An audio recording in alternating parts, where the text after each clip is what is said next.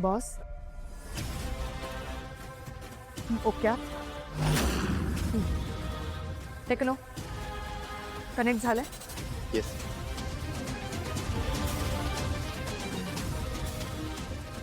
Boss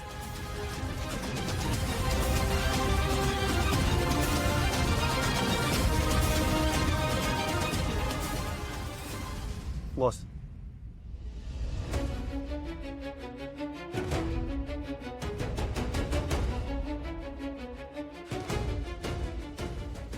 boss recording start करूया.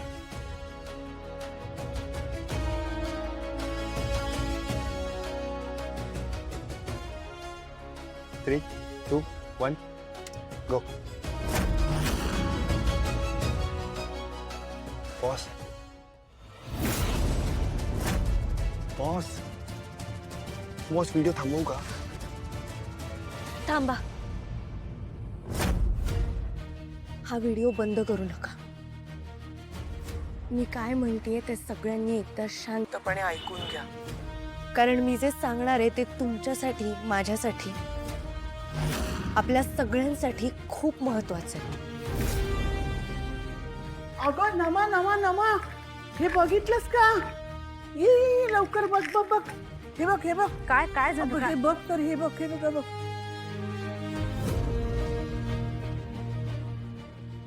माझ्या सगळ्या माता आणि बहिणींनो, आपल्या कुटुंबासाठी उपास तापास करत आहोत. या समाजाने, आपल्या आजूबाजूच्या माणसांनी, आपल्या कुटुंबांनी जी काही आपल्यावर बंधनं घातली ती सगळी बंधनं आपण पाळत आलो.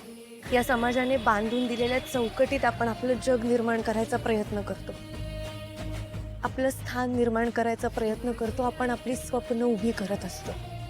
आणि हे सगळं करत असताना आपल्याला कायम नवीन नवीन संघर्षांना सामोरं जावं लागतं, नवीन नवीन आव्हानांना सामोरं जावं लागतं. पण हे सगळं करत असताना एक गोष्ट आपल्यापैकी कुणालाच चुकली नाहीये, आणि ती आहे पुरुषांची वाईट नजर. तुम्ही, मी, आपली आई, मावशी, काकू, मामी, ताई. तुला माहिती आहे श्वेता, ह्या स्पेशल क्राईम युनिट मधल्या प्रत्येक माणसात मला देव दिसतो. कारण बघ ना, आजच्या जगात एखाद्या व्यक्तीने मेकअप जरी केला तरी त्याला लाईक्स हवे असतात, व्ह्यूज हवे असतात. बट दीज पीपल, ही लोक निस्वार्थपणे स्वतःचा जीव धोक्यात घालून, स्वतःची आयडेंटिटी रिव्हील न करता देशाची सेवा करतायत. They are the real super heroes.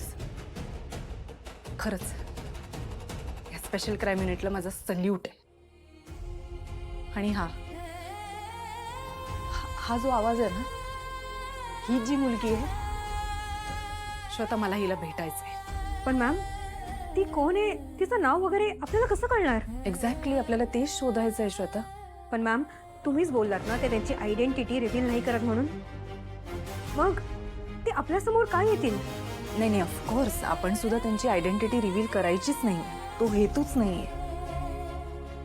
मला फक्त त्या मुलीचा चेहरा बघायचा आहे. मला तिला खूप मनापासून थँक्यू म्हणायचंय.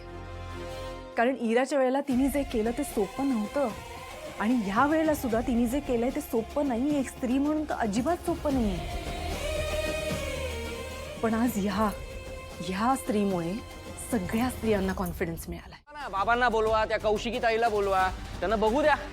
ज्यांच्यासाठी आमच्याशी वाद घातला ती माणसं किती बेजबाबदार आहेत ना, हे सगळ्यांना कळू द्या आता. अरे काय, फक्त स्वयंपाक करायला सांगितलं ना तर ही पळून गेली पळकुटी. तारिणी माझी बायको आहे, तिने स्वयंपाक केला काय मी केला काय एकच गोष्ट आहे ना. नाही, तुम्ही एकदा मी केलेला स्वयंपाक चाखून तर बघा, तुम्हाला खूप आवडणार. हो, पण जिला स्वयंपाकाची जबाबदारी दिली होती ती कुठे आहे? पद्मिनी मम्मा, हे काही नवीन नाहीये तारिणीचं. आमच्याकडे, बेलसरांकडे सुद्धा ही अशीच करायची. काही काम सांगितलं ना की काहीतरी कारण करून बाहेर जायची, ती यायचीच नाही खूप वेळ.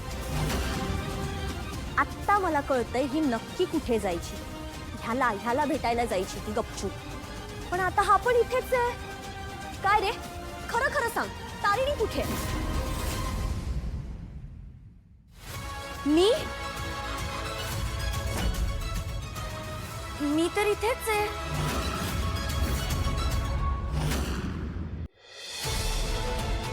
काय झालं केदार?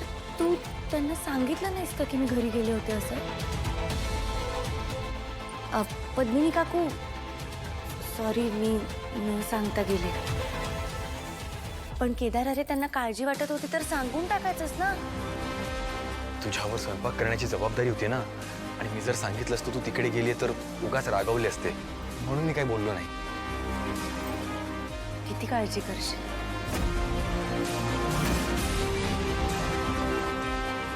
नो वे, तुम्ही दोघंही खोटं बोलताय. हा, जर तारिणी घरी गेली असती ना तर मला कळलं असतं. माझ्या मम्माने मला फोन करून सांगितलं असतं. अगं आज सण आहे निशी, गडबडीत राहून गेलं असेल. बघूया ना कोण खरं कोण खोटं. मी आत्ता फोन करून विचारते. कर आता येईल ना तुमचं खोटेपणा ना, आता येईल बाहेर. जरा थांबा फक्त.